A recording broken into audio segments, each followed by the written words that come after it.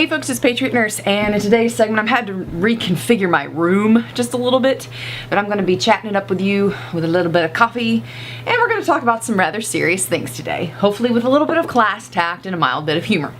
The summer of rage and how to prepare for it. If you've been paying attention to the news at all lately, it seems like everybody right now has a bone to pick, and just about everybody feels like it is their bound duty to form a mob and to riot and to break things and to behave in criminal ways that really are going effectively unpunished. What does this mean for us in the preparedness community? What does this mean for us as people who are forward thinking? What do we need to do? I think we need to take an honest accounting of the facts here, get the full set of vital signs on our patient, as it were, and appraise things objectively for what they are. I think we are getting to a point in the United States where our diversity is starting to bite us in the butt, as it were.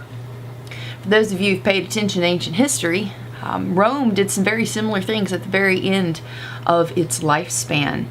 At the very end of its day, Rome was acquiring new territory and trying to integrate so many different people into its culture that really that diversity ended up affecting its cohesiveness. And I would submit that we are seeing that. Whenever you have a criminal element of a country that has been emboldened, that's not going to be a good thing.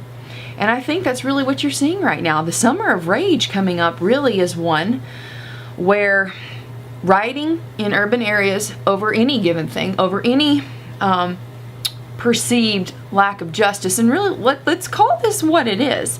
Anytime that I don't get my way, I feel that it is my bound duty to get together under the auspices of free speech and riot and break things. And that's really what is being used by a good portion of people in many of these riots and these mobs. Let's call it what it is.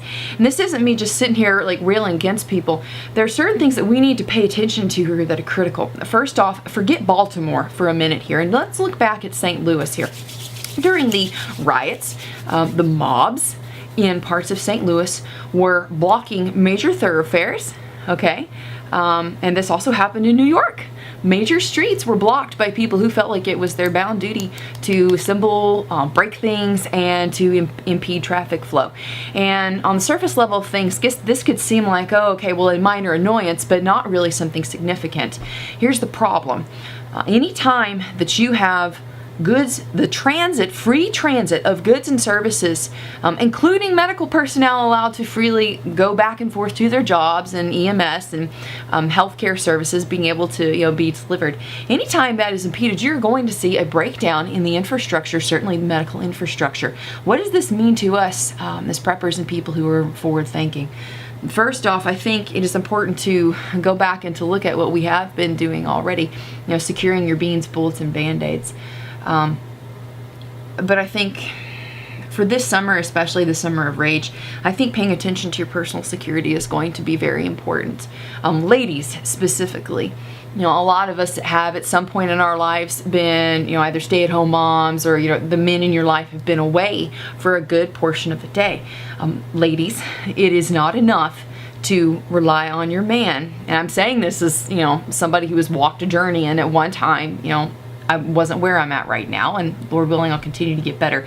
But we can't depend on our men to take care of us all the time, especially if you've got small children. You could take them to the park. Who's going to defend you at the park? Who's going to take care of you if four individuals feel like it's their bound duty to rape a woman alone in a park and make her children watch? Okay? It could happen, guys. It could happen. We have really enjoyed an unprecedented level of peace, tranquility, and prosperity in this country in the grand scheme of things. I would submit because of as a people, our founding principles. I think that's kept us from a lot. Now, guys, taking ownership for your own personal defense is going to be a big thing. Ladies, let me speak to you right now. Even if you've never picked up a gun before, take a girlfriend, go to a gun range, and rent a caliber there and just try it out and try and pick a gun that's right for you. But if you're not carrying your weapon on body every day. That needs to happen, guys. That needs to happen. And I know like things get in the way, but as best as possible, we need to make sure that that is a priority. Okay, your personal security is a big deal. Another thing that's a big deal, guys, is to make sure that you're focused on your medical skills, your medical supplies. And I say this in class, and I'll say it again. The biggest mistake that people make, like let's just own the medical preparedness thing for a minute. The biggest mistake that people make is that they're going to spend their money on supplies and not on gaining skills. But let's face it, guys, medicine is not a glitzy and sexy area of preparedness. Most people want to go and, feel like a high-speed operator and shoot guns. And a lot of people love that feedback whenever you see these lovely stacks and piles of cans and like, yes, I got all this food and it'll last me. But when you get to medicine, it's like, well, that doesn't have the feedback factor. That doesn't make you feel good and pop up your serotonin. So we don't tend to pursue that as much, but it is to our detriment, okay? In the event that we have breakdown in rule of law, that we have rioting in the cities, you need to be in a position, guys, that you can take care of your family at home and not have to venture out into the city. I don't know like where you all live, but for different portions of my life, the hospitals in my area are downtown. And in order to get to them, I have to transit through, or at least the roads or the interstates pass in close proximity to not good areas of town, okay? Ask yourself this question. Do you really want to have to brave that in times of rioting, unrest, uncertainty, in order to get a problem assessed?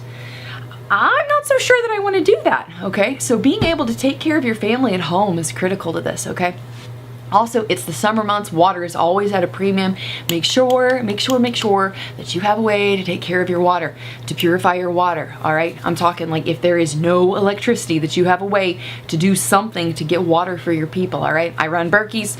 I run at least 2 of them in my house. I'm a big proponent of 2 is 1, 1 is none, so I'll put a link down in the description box below as to what I run, but you need to make sure you get your water squared away.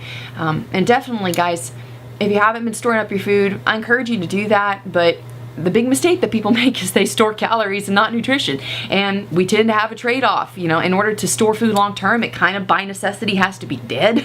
So, if you're looking at ways to store food and calories, that's fine. But also let's make sure that we're covering those nutritional deficits as well, all right? So store a whole food supplement or have a way to propagate your food, all right? So either know how to grow your food or you need to store something that has a little bit more nutritional pack in it. I store Green Vibrance. I love it. It's great. I consume it quite regularly, as do the members of my household, and to great effect, I might add, every morning when you look in the toilet. It works. But seriously, guys, in all of this, we need to keep in mind that with the things coming up here, with the political dynamic that's happening in our country right now, I just keep looking at this and I'm seeing like the latter part of the 60s unfold all over again, okay?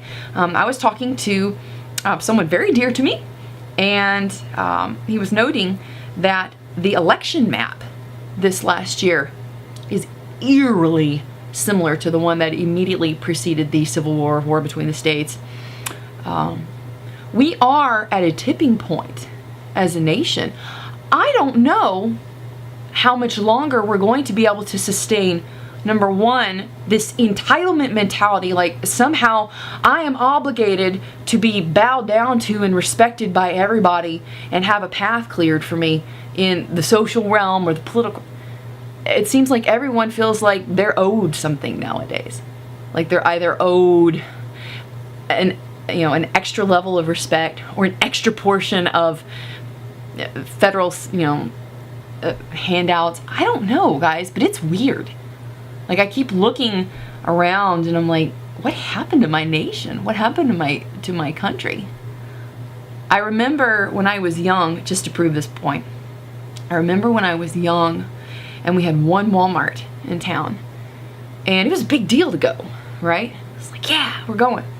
So we go, but I have noticed steadily, like now I don't even like going.